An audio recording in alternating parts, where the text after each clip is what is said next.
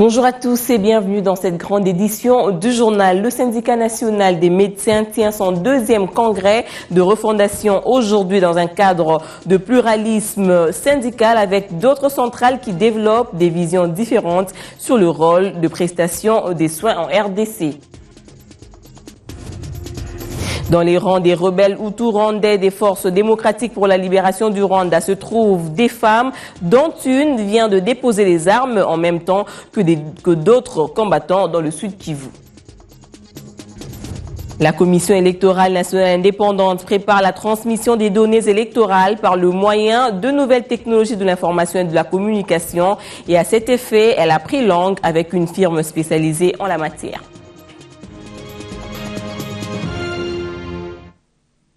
Les responsables de l'entreprise Smartmatic spécialisée dans la technologie électorale se sont entretenus hier avec les membres du bureau de la Commission électorale nationale indépendante en perspective de futurs scrutins de façon à transmettre rapidement les données. Suivez. À chaque jour qui passe, l'on se rapproche du rendez-vous électoral et pour son couronnement, la Commission électorale nationale indépendante ne dort pas sur ses lauriers. Elle travaille au quotidien de façon à peaufiner des stratégies capables d'impacter sur les résultats escomptés.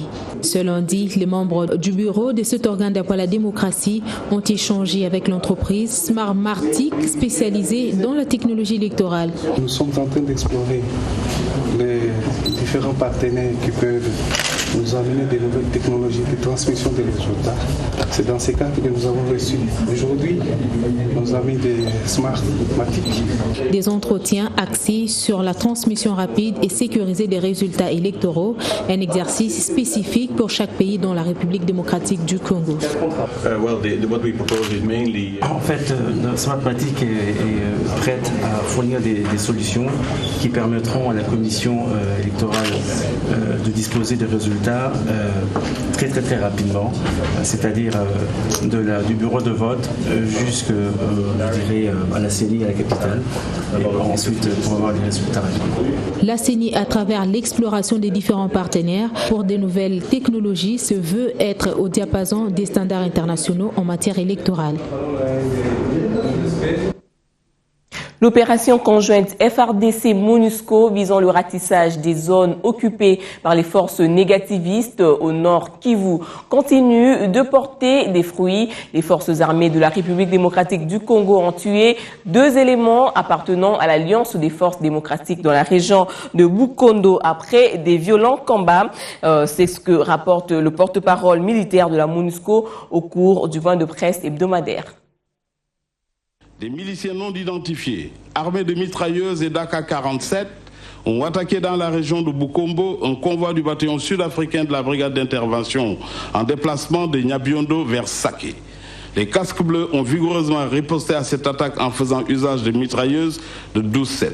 Toutefois, à ce jour, le bilan reste encore indéterminé du côté des assaillants. À la même date, les combats ont opposé les troupes gouvernementales aux rebelles de l'Alliance démocratique des forces démocratiques entre la rivière Abia et le pont Similiki, au cours desquels 2 rebelles ont été tués et 2 armes récupérées. La brigade du Nord Kivu de la force de la MONUSCO poursuit sans relâche la conduite de ses opérations unilatérales dans le but de dominer le terrain, interdire toute liberté d'action aux groupes armés, mais surtout protéger les populations civiles.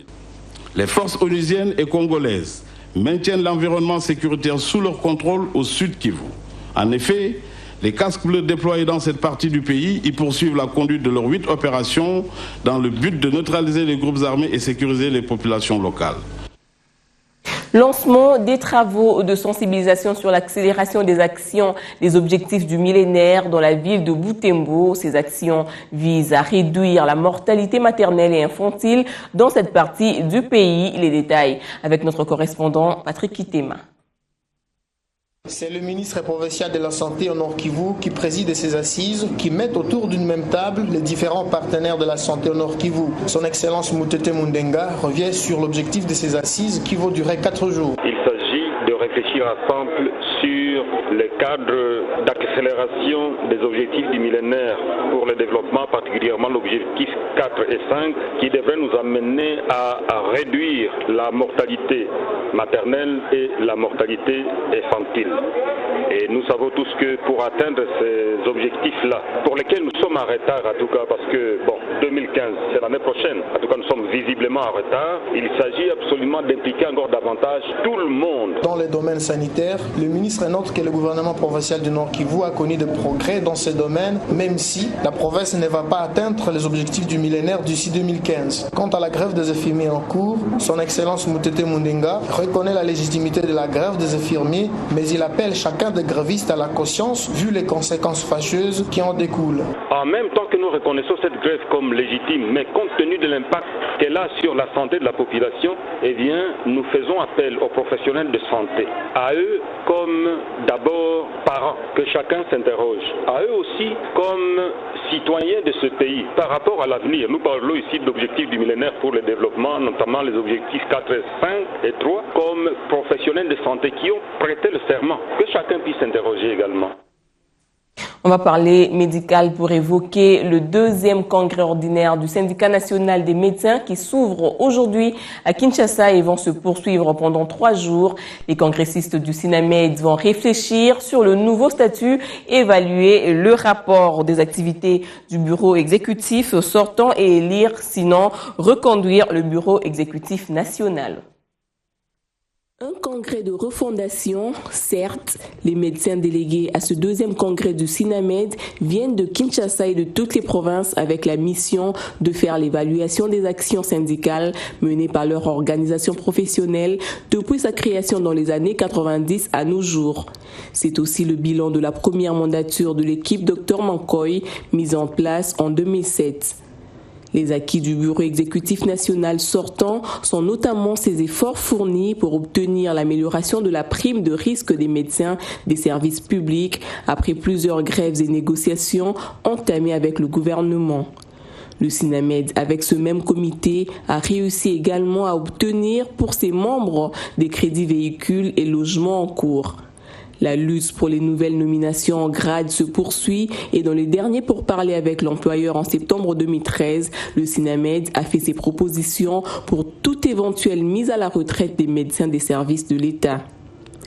Des difficultés, il en a aussi eu, avec une dissidence au sein de l'organisation professionnelle qui, aujourd'hui, est devenue un syndicat dans la corporation, siégeant au même titre que le SINAMED autour de la table des négociations avec le gouvernement. Plusieurs autres actions aussi palpables sont à mettre à l'actif du mandat du secrétariat exécutif national sortant tenu par le Dr Mankoy Badjoki. Actions qui seront sanctionnées par le Congrès avant le renouvellement, sinon l'élection du nouveau bureau exécutif national du tout premier syndicat des médecins en RDC. Élection qui s'annonce être le point du Congrès qui démarre tout à l'heure. Plusieurs cases brûlées et un grand nombre de biens perdus, c'est le bilan des affrontements hier à Likasi dans la localité de Pindi entre les creuseurs artisanaux des minerais et les habitants de Pindi. Cela fait suite à l'arrestation d'un membre influent de la famille Pindi. Le calme est revenu grâce à l'intervention de la police nationale congolaise. La localité de Pindi se trouvant dans les territoires des Kambové, chefferie des Bastongas, fait à environ 40 km de Likasi, a enregistré des affrontements entre les creuseurs artisanaux et les habitants de Kabungu. Les habitations construites en chaume et en bâche ont été brûlées et saccagées. L'arrestation des membres influents de la famille Pandé serait à la base de cette tension qui a fait plusieurs blessés. Selon les témoignages recueillis sur place, les habitants de la localité ont affirmé qu'ils étaient surpris et ils ont perdu beaucoup de leurs biens, notamment de l'argent, de la farine. Pour l'heure, les différentes familles sont sans abri et passent nuit à la belle étoile. La localité d'Mpinji reste décorée par la cendre des maisons brûlées. Le chef de localité a condamné ces actes qu'il qualifie de barbares. Pour l'heure, le calme est revenu petit à petit. Les autochtones regagnent le village grâce à l'intervention de la police dépêchée sur place.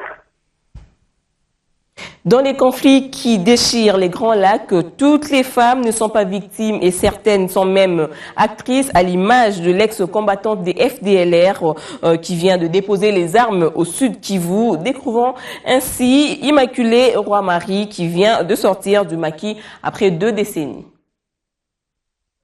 Elle est la seule femme de toutes les combattantes FDLR à avoir déposé volontairement les armes. Elle s'appelle Immaculée Roy-Marie. 35 ans dont 20 passés dans la forêt. Nous avons souffert plus de 20 ans de la forêt. J'ai 35 ans aujourd'hui, c'est-à-dire que j'ai passé plus de temps dans la forêt qu'en ville. Mais les informations qui nous parviennent de chez nous ne sont pas bonnes. Il paraît qu'on arrête les gens, on les tue. Ce n'est pas bien. Paul Kagame et nos dirigeants doivent se mettre ensemble pour trouver une solution définitive pour le bien-être de tous les Rwandais. Cette femme sergent-major a rejoint les FDLR à 15 ans. Elle n'a connu donc que la guerre. Son seul vœu aujourd'hui est de rentrer chez elle au Rwanda pour participer au développement de son pays. Ce n'est pas bien ce qui se passe dans le Rwanda depuis 20 ans. Nous sommes tous Rwandais. Nous devons parler entre nous. Je désire ardemment rentrer chez moi. Immaculée Roy-Marie est une actrice qui, pour protéger et éviter à sa famille les atrocités qu'a connues la région des Grands Lacs depuis des décennies, s'était vue obligée de s'enrôler dans le rang des FDLR. Immaculée, une victime de l'intolérance ethnique. On va poursuivre avec les femmes, avec une autre dimension, cette fois-ci, celle du planning familial à travers cette campagne de sensibilisation dont le but est de sensibiliser la société pour qu'on n'enregistre plus de cas de décès lors des accouchements. La gynécologue Flora Chiruissa est chargée d'appuyer cette campagne dans le nord et sud Kivu. En 2009, on a fait le repositionnement, une conférence nationale sur le repositionnement de la planification familiale en RDC. Et c'est Madame Olive Lembe Kabila qui était la marraine de cette conférence. Au moment de cette conférence, elle a lancé un mot d'ordre qui peut être comme un slogan, qui peut être comme une voie à suivre. Elle a dit que la planification familiale est à la femme, ce que la vaccination est à l'enfant. Veut dire, si dans le secteur sanitaire et le secteur de ces pays, nous faisons la vaccination pour sauver les enfants de la mort par les maladies meurtrières de l'enfance, aussi nous devons faire la planification familiale, un cheval de bataille pour sauver la femme de la mort par les grossesses et par sa capacité de se reproduire. Dans ce cadre, maintenant, nous faisons des activités et chaque année, nous faisons une campagne de planification familiale. Référons-nous à des confrères à travers les lignes. La santé du leader de l'Union pour la démocratie et le progrès social, Étienne Tshisekedi, suscite de vives polémiques suivies par la prospérité dans l'arène politique nationale. À 82 ans, la problématique de succession du leader Maximo refait également surface au sein de sa formation politique. Les rumeurs circulent depuis 2 jours dans le pays, faisant état de l'hospitalisation d'Étienne Tshisekedi au centre hospitalier Mokole dans la commune de Mangafula, ce que demande formellement Bruno Mavungu-Poiti. Le secrétaire général de l'UDPS estime que son président se porte bien et se trouve chez lui. Il a toutefois confirmé que le leader Maximo a eu un malaise à ne pas dramatiser. Demain, le Congo s'intéresse à la dédollarisation de l'économie congolaise voulue officiellement par le gouvernement qui aura beaucoup de peine à se concrétiser officiellement. Toutes les dépenses courantes devraient désormais se faire en francs congolais alors que l'entrée en application de cette mesure est prévue pour fin septembre. Les officiels ne donnent pas de bon exemple. Ils utilisent encore des dollars pour la moindre transaction. Les défis paraissent encore désormais quant à la dédollarisation de l'économie congolaise du fait que 85% des dépôts dans les banques sont effectués en dollars et que le loyer et même les frais académiques et scolaires continuent d'être exigés dans cette devise. Place au sport à présent et c'est avec vous Stone Loco. Bonjour Stone. Bonjour Coco. Alors cyclisme, 2e tour de la RDC, lancement aujourd'hui depuis le pont Lualaba de Kolwezi par le Premier ministre. Ouais, le lancement officiel du deuxième tour cycliste de la RDC a eu lieu ce matin au point Lolaba Alikassi. Donc 15 pays prennent part à ce deuxième tour, dont le Sénégal, le Madagascar et la Belgique ont à leur première participation.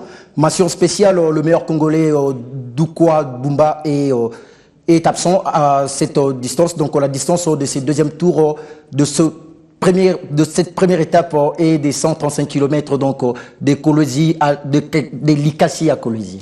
Handball junior dame Coupe du Monde Croatie 2014. Les léopards dames de la spécialité sont en préparation en Algérie. Les léopards dames de la spécialité se trouvent en Algérie pour une préparation en prévision de la Coupe du Monde de la spécialité qui aura lieu à Zagreb en Croatie. Donc ça va se dérouler du 28 juin au 13 juillet de cette année.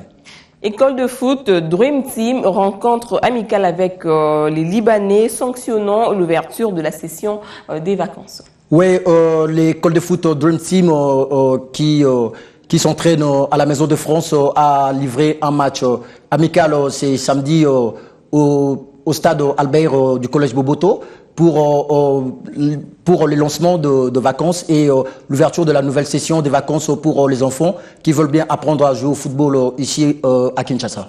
Et enfin, Stone Loco, donnez-nous le résumé de la première journée de la Coupe du Monde Brésil 2014, poursuite de la deuxième journée cet après-midi. Oui, la Coupe du Monde, la première journée a pris fin hier. Donc là, jusqu'ici, il y a 17 matchs qui se sont déjà joués. Plus celui du Brésil, donc 14 matchs joués avec les scores gagnants, 3 nuls dont un concédé par le pays hôte qui est le Brésil face au Mexique.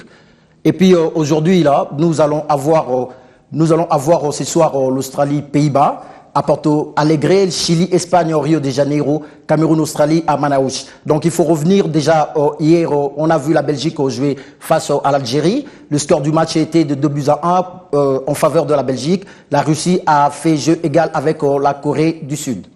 Merci beaucoup Stone Loco pour ces informations sportives. On va prendre ce communiqué avant de nous quitter. Le communiqué officiel au numéro 008 CESAC B06/2014 du 13 juin 2014 du bureau du Conseil supérieur de l'audiovisuel et de la communication CESAC siégeant le vendredi 13 juin 2014 et examinant les dossiers de régulation concernant les médias écrits note que 3 journaux, à savoir le Baromètre, le Monitor et le Grognon, invités pour présenter leurs moyens de défense au CESAC, n'ont pu être joints car leurs adresses ne sont pas mentionnées dans leur publication. C'est pourquoi le Conseil supérieur de l'audiovisuel et de la communication demande aux directeurs de publication des 3 organes précités de se présenter devant la commission juridique, secrétariat d'instruction 647 avenue Roi-Baudouin, commune de la Gombe, le jeudi 19 juin 2014 à 11h pour les moyens de défense.